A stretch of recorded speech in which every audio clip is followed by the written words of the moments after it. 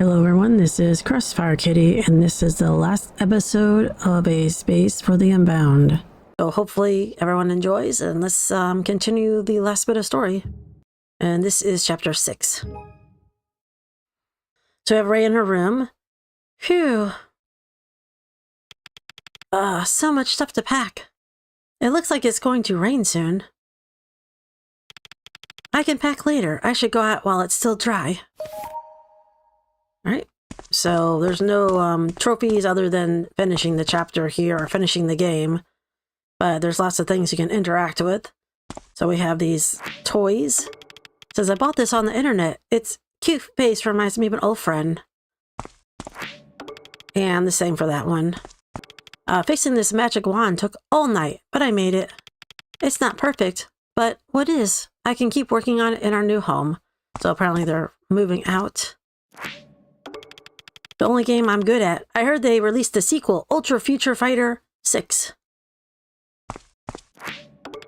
I've read this series more than 15 times. Chapter 1043 is still the most thrilling. Yeah, that was in the earlier video, the chapter. I spent a lot of my recovery time reading books.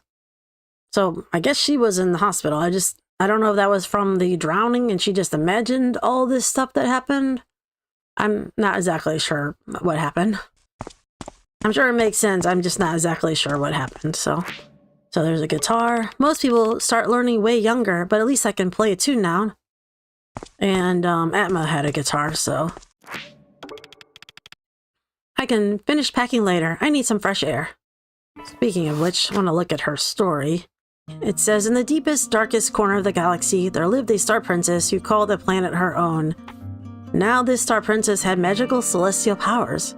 She could grant any wish. In a flash, she could summon the most delicious food, the most wondrous delights, all but one thing. A friend. The star princess was dreadfully lonely. She thought to herself, if only I had a friend to share this with. It was then that she decided to embark on a journey to make new friends. Only she grew sad at the thought of abandoning her beloved planet. And so the Star Princess split into two entities, stellar twins. The North Star Princess glowed a brilliant blue. So this is what the girl told you, basically, in the last video, that she left to go out to the world. The comet fell and sparked a golden path across the sky as South Princess reached her first planet. Not long after landing, she met a timid, cowering pup. He whimpered and cried, afraid of his larger, rougher brethren. Oh, you poor creature, I can feel that deep down you have a heart of gold, said the South. Promising the puppy her friendship, she waved her wand and cast a miracle, giving the puppy a hero magic sword to imbue him with the strength and courage to defend himself. Suddenly, the puppy began to transform before the South's eyes. Where once there had been a cowering puppy, there now stood a arrogant were-dog. The princess's power was distorted, and the were-dog lashed out at all that stood in his way, even her. I must leave this place. The were-dog is too dangerous. She rushed to the comet and began to leave the planet, all the while casting terrified glances over her shoulder. As she rose into the heavens, the South tried her best to swallow her fear. Far from her in body and thought, the North sat with the feeling alone. With the hope still strong in the princess's heart, the comet began to fall for a second time, and she arrived at her second planet. She was greeted by a lost cygnet, who, lacking in some of the grace and wit of the other swan chicks, had been abandoned by her herd. Oh my, you poor thing, how beautiful you are. Promising her friendship, the South waved her wand and brought about a miracle, bestowing upon the cygnet a crown to grant her charisma. Before long, the little creature grew into a slender, graceful swan queen. Her fellow swans began to crown her in awe as her gentle beauty. But then, something changed. The swans began to compare their new swan queen to the princess and found the latter lacking. Unlike our queen, she has no golden beak. Unlike our queen, her voice is timid and weak. Be gone, be gone. Our queen has no business with the likes of you. Her eyes wet with tears, the South took her leave. She returned to the comet and then to the skies. With a million planets on the horizon, the South was able to overcome her disappointment soon enough. But alone on their home planet, the North grew lonelier and lonelier. Once again, the comet began to descend, sparking a bright golden light. The South Princess arriving on her third planet, and it was entirely covered by a vast ocean. The South decided to dive below the surface to explore the depths, and before long met a shy snail hiding in its shell. The snail couldn't even face the coming and goings of the tide, let alone an interstellar princess. She cowered before the South. "Oh no, don't be afraid. There are so many beautiful things to see out here," the princess assured her. With a promise of friendship, she waved her magic wand and cast her miracle, showing the snail all the wonders of the universe. Sparkling stars, fish with glimmering scales swimming in endless shoals, and colorful anemones as far as the eye could see. The snail was overwhelmed and finally came out of her shell. She was fascinated by the princess's magic and asked how she herself might come to have such power. The South was flattered and decided to lend the snail her magic wand. Alas, the snail became so obsessed with spreading her magic that she left the South alone in the deepest, darkest part of the ocean. "Why did she leave me?" she cried. With the last of her strength, she swam to the surface and boarded her comet once more. As the surface faded from view, the South held back tears of joy for having made friends with her magic and of a sadness for having lost them. The North, though, was adrift in an ocean of her own, and her tears fell unnoticed. Again, the comet began to fall with its bright golden light. The South Star Princess arrived on her final planet. It was dark, a desolate desert. Foul winds grazed her cheeks, and the only light came from within her own body. Apparently there was life on the planet, though. A single stray cat, who witnessed South's descent and was amazed by her glowing presence. It introduced herself, and the South smiled wearily. She asked if the stray had a wish that needed granting, for she had but one left to give. The cat grinned and explained to the princess, "I have lived my whole life alone and thought I would die alone too. But then Mew came. It's a miracle. I don't need anything. Having Mew here is enough." At long last, the South had found a true friend in the most unlikely of places.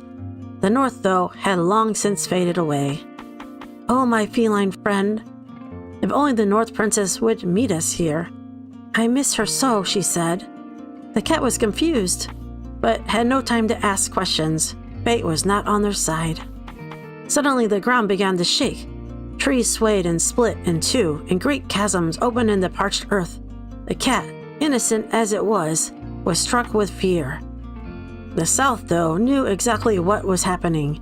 The cat's world was crumbling, and the planet was beyond repair. It was time. The world had ended. The whole planet would crumble into dust, and the South could do nothing to stop it. "Let's go, Princess. We aren't safe here," said the cat. But the South couldn't move. Her power was depleting, and she knew her time was ending. All she had left was a single miracle. She looked deep in her friend's eyes, and what she saw told her all she needed to know. It was a cold night. The South Star Princess was weak, and the cat was worried. "Mew, Princess, Mew looks sick. Are Mew okay?" the cat meowed. The princess looked up at the night sky and thought, "It's time to say goodbye, to leave the world behind." She said, "I have something for you, my dearest friend, a parting gift. I'll show you my last miracle." Something shone bright on the palm of her hand. It was the miracle. The cat was too stunned to speak and simply began to cry. "Oh, Meow, Princess, please don't. I can't let Mew go," the cat meowed. The South gave a weary smile. "Everyone wanted my miracles, but you're the only one who stayed by my side. Thank you for being my friend." The night was warm and bright. The glowing South Star Princess turned into stardust and was scattered to the skies above. But her light stayed within a pretty yellow flower. Left behind and alone, the cat curled its body around it. Suddenly, it was bathed in yellow light. In the blink of an eye, the ordinary cat was turned into a large regal feline with enormous wings sprouting from its back. The South's final miracle was giving her friend a way to escape the dying planet. As it flew up into the heavens, the planet disintegrated behind it. Mourning the loss of a friend and a home, the cat could do nothing but cry. The yellow flower, gripped tightly in its paws, began to pulse, in harmony with a distant blue star. Mew miss her, of course. Let's go then, right meow, to the north. And so the cat flapped its wings and began new adventures. The cat cut through the skies effortlessly, passing by plants and stars alike. After some time, he grew tired and decided to rest on an unassuming planet. There it met an old frog sitting and eating cookies beside his bike. The two creatures greeted one another and they sat together to rest. The frog told the cat that he had spent so long searching for this bicycle for his son that he'd forgotten the way home. Houses are built and knocked down, and the streets never stayed the same for long. I can't recognize anything, he croaked. At that, the yellow flower and the cat's paws began to glow, illuminating a path to the house at the foot of the mountain. The frog leaped with joy. My house, it was here all along. They finished their snacks and parted ways, with a promise that the cat would be showered in sweet treats should he ever return. With his wings lighter and more powerful than before, the cat turned to the sky and continued his journey. A few galaxies down the line, the cat once again grew tired and stopped to rest his weary wings. On landing, he heard a gentle piano melody and set out to find the source. Following his ears, he came to a small stage in the middle of a garden. Playing the piano was a tall giraffe, her brow furrowed in deep concentration. After a few verses, she looked up and was surprised to see a winged cat watching her. She invited him to play along with her, so she took up an instrument from the stage and began to accompany the melody. The giraffe explained that it had always been her dream to play in a great ensemble, but nobody ever wanted to join her. Hearing the sincerity of her wish, the yellow flower began to glow, illuminating the entire stage with a golden light. So bright was this light that it caught the attention of the entire town. Before long, other creatures began to arrive, keen to play music with the giraffe. The sound of dizzying arrays of instruments rang out around the garden. Violin, drums, tambourines, and more. The lady giraffe was over the moon. Her dream had come true. But all songs must end, including this one. The cat had rested and was ready to take flight once more. Bidding the giraffe and her new companions farewell, the cat's wings beat faster and faster until it soared into the sky, one step closer to the big blue star. The cat's adventures were not always filled with tunes and treats. Further on its journey, it was hit by a passing asteroid and had to make an emergency landing at the closest planet. Luckily, it seemed to be safe and calm place. The cat lay down to rest and recover. One of its wings was badly wounded, putting the entire journey in jeopardy. A tiger fighter passed by and offered to tend the cat's wounds. Don't worry, kitty, I've had much worse and I'm still kicking. The cat noticed that the tiger was covered in scars and asked how he had come to have them. The tiger explained that he was a martial artist and had been injured in the pursuit of wisdom and skill. The cat was amazed. How did you find the strength to keep going, he asked. The tiger answered, I never miss a meal. Apparently, the secret to endurance was regular rest food and good company. The two felines split a meal, and before long, the cat began to feel his strength returning, exactly as the tiger had said. Before long, he began to long to return to the skies, and so he bid his tiger companion farewell and took his leave. The cat soared through space in awe at the sheer size of the universe. All seemed well until the yellow flower, it was gone. In utter panic, he stopped to search for it and noticed a faint golden light fading on the surface of the planet he had just passed by. Though it was dark on the planet's surface, the cat couldn't find any trace of the glowing flower. A nearby turtle called out and told him that while he was watching the night sky, something like a shooting star had fallen at the center of a nearby lake. They set off for the lake together, and the turtle explained that he was a star collector. At least he had been, until his vision got worse and made it impossible to count and record them. As they drew closer to the lake, the flower began to glow brighter and brighter, before at last the cat was reunited with it. At that moment, the turtle cried out in surprise. The flower apparently still had the power to grant miracles, because suddenly his sight was completely restored. Weeping tears of joy, The turtle thanked the cat for his kindness and promised him a tour of his star collection should he ever return. With a yellow flower tightly in his paws, once more, the cat departed for the heavens. It had been a very long time indeed since the cat had set off on his journey through space, but he was still hopeful that one day he would reach the big blue star. Even when he was waylaid by a space storm, he simply landed somewhere and waited for it to all blow over. Little did he know that he had actually stumbled across the home of Borong, the king of all beasts. Borong was astonished by the cat's tenacity and asked why he was so sure he wanted to visit the blue star in the north if he had never been there before. The cat explained the miracle that the South Star Princess had given him, and that he wanted to repay that kindness by visiting her sister and keeping her company. There is indeed a lonely soul in the north, little cat. How thoughtful of you. At that moment, the clouds parted. The storm passed. The golden glow from the flower in the cat's paw was met with a new light, rich and blue from the heavens. The end was in sight. The cat turned to thank Borong, but the mysterious creature was already gone. More determined than ever, the cat flew off towards the blue light. With countless stars and planets visited, and numerous friends gained, the cat finally arrived on the big blue star. It followed the light, and finally found the North Star Princess. Alone and locked in a prison of her own creation, drowned in a dreadful sadness, the North used the last of her power to create an impenetrable barricade. No, my princess, I came to see you. Please let me in. The cat tried anything it could think of in the hope that it could reunite the North Star with her sister's light and save her from her solitude. But it was all for naught. The North was already spent. She remained in her little world, asleep for all eternity. The cat howled, mourning the loss of yet another friend. At the heartbreaking sound, the flower began to grow brighter than ever. It became blinding, so bright that it split the very sky. Through the fissure, the cat was able to reach the north. The combination of his presence and the light of the flower caused her to wake from her slumber. "And who are you?" she asked the cat. "I am a friend of the South Star Princess, and you, too." With that, he presented her with a yellow flower, aglow with her sister's light. The petals instantly fanned out in bloom, revealing all the memories the South had made on her travels. To the North's surprise, there were plenty of happy experiences mixed in with all the difficult ones.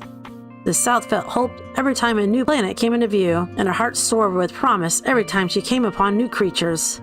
The North began to realize that her sister had never really abandoned her in the first place. She began to cry, but these were tears of relief, not sadness.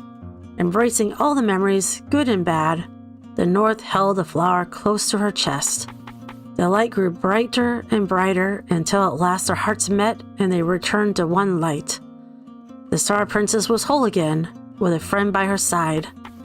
The Star Princess gleamed with new lights. With this light, she created another spaceship, a comet bigger than before, for the cat and her to explore space together. It said that if you cast your gaze upward on a dark moonless night, you may see her and her winged friend soaring across the boundless expanse of space. Alright, so that is the story. That's the first time I read the whole thing. And you can see how it ties into the story, of course. Though some parts, I'm not exactly sure what parts they pertain to, but... Can't believe I packed the entire room. What got thrown away? What got packed? It's all a blur. And you can't run here for some reason. Neatly bundled important papers that Mom keeps inside a clear folder, including the divorce papers from years ago. Alright, so it's been a while, apparently. We've been through a lot, haven't we? So they got divorced a while ago. Are you going out, dear? I need some fresh air. Maybe I'll go and see the bridge while I'm at it. What is it, Mom? I'm relieved. You seem to be making a lot of progress, physically and mentally. Seeing you like that was just, if anything happened to you, Mom, I'm fine. You don't need to worry about me anymore. I'm just going on a walk for some inspiration. So, yeah. You're going to write again. I'm so happy to hear that. But will you write about the bad things too? I'm not ashamed of my story, Mom. I'm going, Mom. So, she's gonna write about her life, I guess. Nirmala, wait. The forecast says it's going to rain. Here, carry an umbrella with you. Thank you. Thank you, Mom. I'm going now. So you can have him talk to everybody, or you don't have to talk to anybody, but I'm going to just because, why not? Raya, I heard you were discharged from the hospital. I'm happy to see you healthy enough to walk around. Be careful. Maybe she was in a coma and this all happened while she was in a coma? I'm not really sure. I hope whoever lives here next makes better memories than I did. Maybe she was just sick in general. I don't know.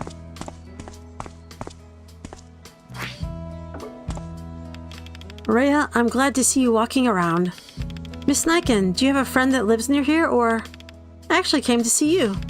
It's been a while since we last spoke. You're right, I haven't seen you since I graduated. I apologize. Oh no, don't. Life can be so hectic sometimes, and it seems like it has not been easy for you. It's not been easy for either of us. I hope we both find the strength to overcome it. Well said, Raya. This is the guy, who needed his tire fixed. Let me know if there's any more boxes for the truck, miss. Apparently he's, doing packing now. And that is Marin. So everyone looks like they're more or less adults now. Raya, Marin. How are you? I'm fine, I'm good. Been doing great in my internship. I'm interning at publishing company. Learned a lot about book printing. I could probably print my own books now. Sorry, look at me talking and talking. You don't need to hear about this. It's okay. Is this your friend you're always talking about? I'm sorry, you're... Oh, how rude of me. This is my senior at GR Media. My senior? The publishing company. If you ever write something and want it published, I might be able to help you. We take all sorts of submissions. I see. Pleasure to meet you. Yes, likewise. I hear you've been writing again. Yes, it's been wonderful. I've been reading a lot too. I picked up a novel recently, The Mysterious Case of Harry Bear. You read the book I self-published? How was it? Oh wait, don't tell me now. I'm not ready. So I guess she wrote a book called The Case of the Hairy Bear. I heard you're moving away too. Yes, today. I've been packing. Oh, so soon, but the sooner the better, I suppose. So you can start to heal? I suppose. I came out because I wanted to see all the familiar sights one last time. Actually, I should probably get going. Oh, of course. Sorry to keep you. So, yep. I guess that was that. See you around, Marin. I'm looking forward to your next book. And yours. See you. Right. And this is the guy that had the ladder at the very beginning. Oh, you're a graduate, aren't you? What's your name again? I'm Raya, sir. Oh, yeah. Raya Fitri Nirmala. I remember you. Still smoking, sir? I've been trying to cut back, I promise. Okay. You can listen to the music. It's another rainy afternoon. Oh, not the music, but... It's another rainy afternoon, so let's brighten everything up with our latest top artist here at Local Radio. We have Setawan right on top with his posthumous album May He Rest in Melody. We have an indie newcomer pianist here, our lovely Krista. Oh, that's the piano girl. And don't go anywhere, because right after that we'll have our all-time favorite, Edda. Okay. To all the musical people. The violin girl, I think. Oh, what are they saying? What should we buy first? Football toys. Yeoman bubblegum. Chocolate? Oh, he likes chocolate, so he's the chocolate guy. He kind of looks like Atma, but obviously not. Dude, just give me a stick. Get your own. Looker Mart is right there. It's so overpriced, though. Not like Mr. Booty's place. Buddy's place. And this guy sells spices, I guess. Fresh, chewy, some old. Are you packaged, miss? Yes, you. You can't buy anything, so. One fried rice, please, and be quick, Tamuni. I know you know me personally, but you should still get in line, you know. I'm still making the other orders. Crap, my lunch break is running out. I mean, there's no one in line, so I don't know what you mean, but maybe they already ordered. The festival is so packed. I feel like a canned sardine. I should have stayed home. Apparently, the festival is better this year, though. I mean, I wouldn't say there's that many people, but... And that is Lula. Oh, Raya. Ah, it's you. How have you been? Doing fine. That's good. That's good. People were so worried they asked me about you and...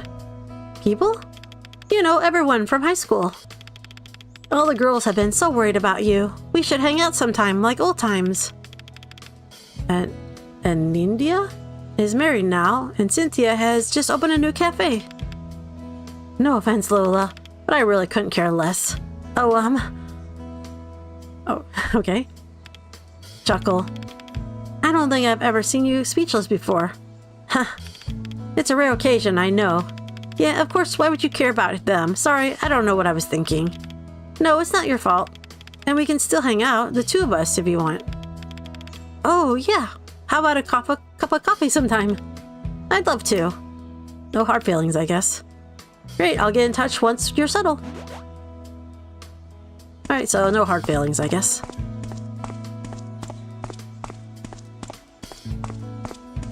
Oh, and there's that guy, but now he's selling t-shirts and not talking about the end of the world anymore. Cool shirts for the millennium! Get one for your kid, your parents, your mailman? Just get one.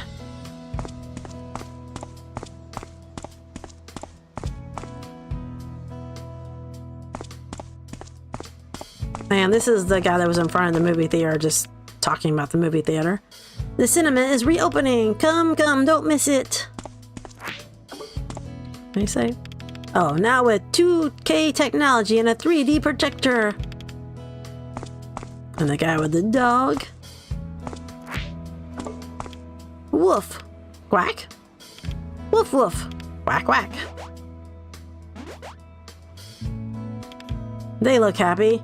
Weird. Man, all these are the hiking people. Let's go to that stall first and then... can I ask a dumb question? Is there a date? Oh, is this a date? Yes, of course. Yes. Guess they're dating now. There's the karate guy and the leader, I guess, of the gang. Boss, this muscle of yours will be a real hit in the dojo, trust me. Shut up, don't wanna. How many times do I have to tell you this?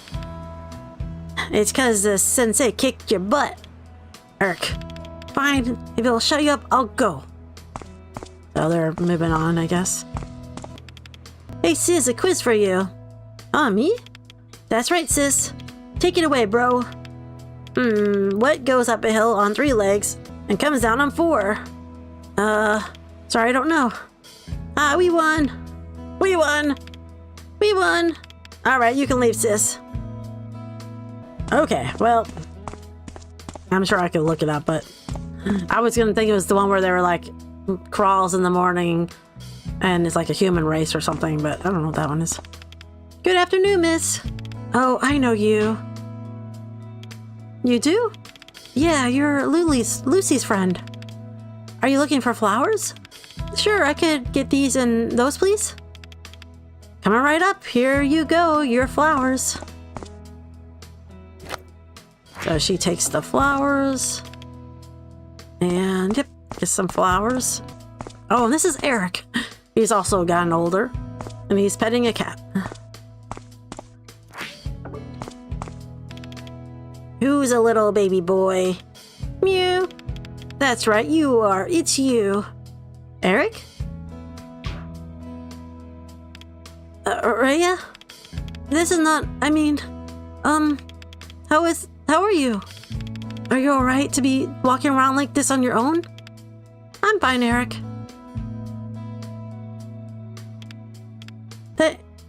I'm sorry. Sorry, you first. No, it's not important. Sounds like it is. I mean, for everything I have done, I can't say it. Take your time then. Thank you. No problem. You take care of yourself. You too. You better keep yourself safe until I can say it properly, okay? You hear me? Sure. So, he's, gotten older and hopefully more wiser. The bridge is just around the corner. Do I want to continue my journey and head to the bridge, or is there more to see in town? I think we're good. We're ready to go. So I have to open the book.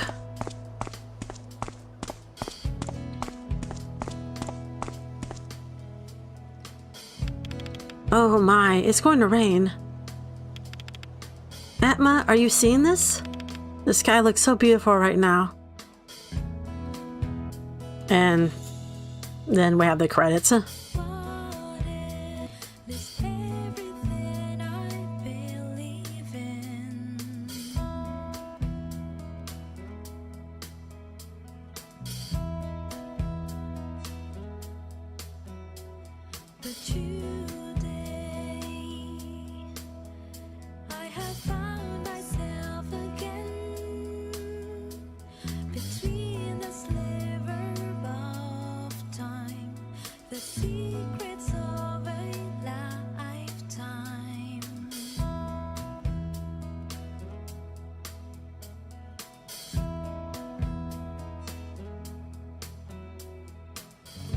You've seen them with your own eyes, and you can't let go of all ties. It's not too late to realize life's a paradise.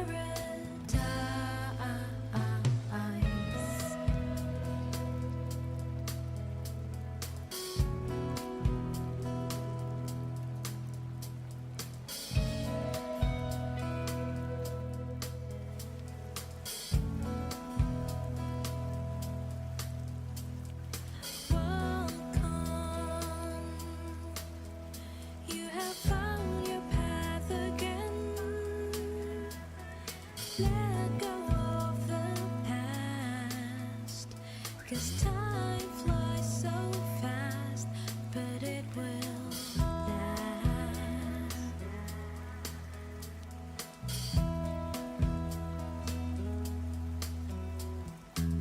Once you've seen them with your own eyes, and you can let go of all ties, it's not too late to realize life's a paradise. In the storm you'll find your sunrise. Once you can let go of all ties, it's not too late to realize life's a paradise. It will last.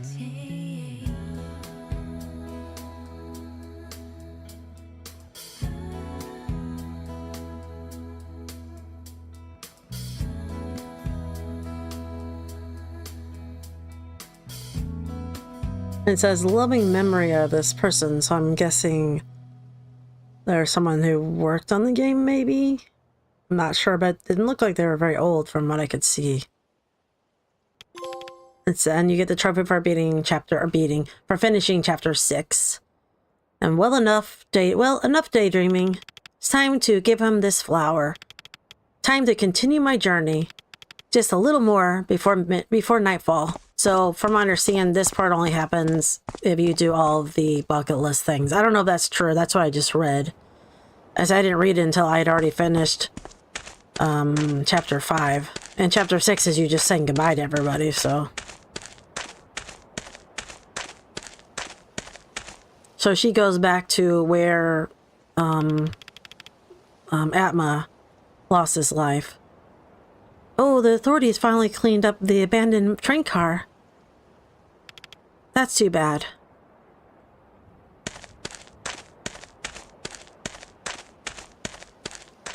Well, I guess it couldn't stay there forever. But this is the dock where the thing happened. Oh, Atma, it's me. I know I've changed. I'm not afraid to write anymore. The world is changing too, you know. The people, the buildings, they even demolished our base camp. You'd say to just let it go and make a new one, right? Typical Atma. The whole town has changed so much, and yet my memories of you stay the same. Always cheer me up with that smile of yours wherever I'm down. Whenever I'm down.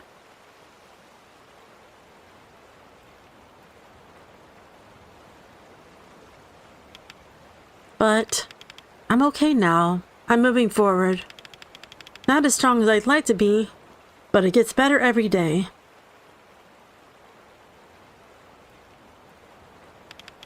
Thank you for everything.